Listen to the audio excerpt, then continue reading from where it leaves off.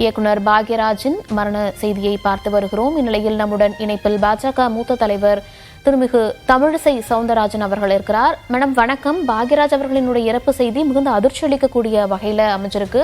உங்களுடைய நினைவஞ்சலிகளை எங்களுடன் பகிர்ந்து கொள்ளலாம். ரொம்ப நட்புடன் பழகக்கூடியவர்.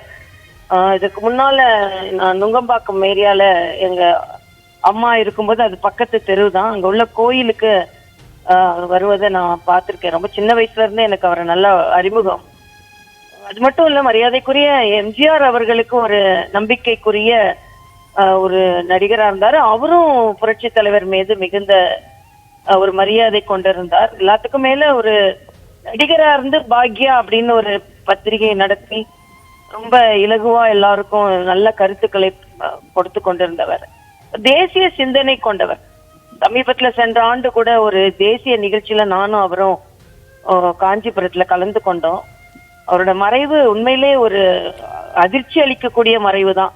ஏன்னா நேற்று சகோதரி குஷ்பு அவருடைய மகள் திருமணத்துல கலந்து கொண்டதை நானும் பார்த்தேன்.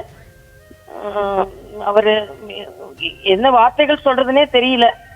ஒரு நல்ல நடிகர், நல்ல தேசியவாதி, ஒரு நல்ல அரசியல் மீது ஆர்வம் கொண்டவர், மக்கள் மீது அக்கறை கொண்டவர்.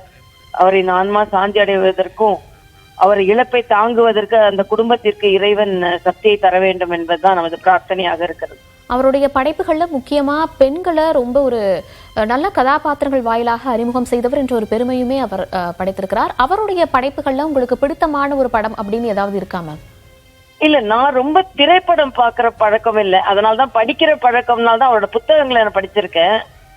நான் திரைப்படம் பெரிதா பார்த்ததில்லை. திரைப்பட அவரை எனக்கு திரைப்படத்துறையை சார்ந்தவர் என்பதை விட ஒரு எழுத்தாளர், ஒரு தேசியவாதி, அப்படிதான் எனக்கு அறிமுகம்.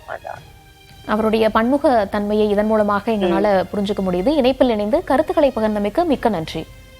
நன்றி.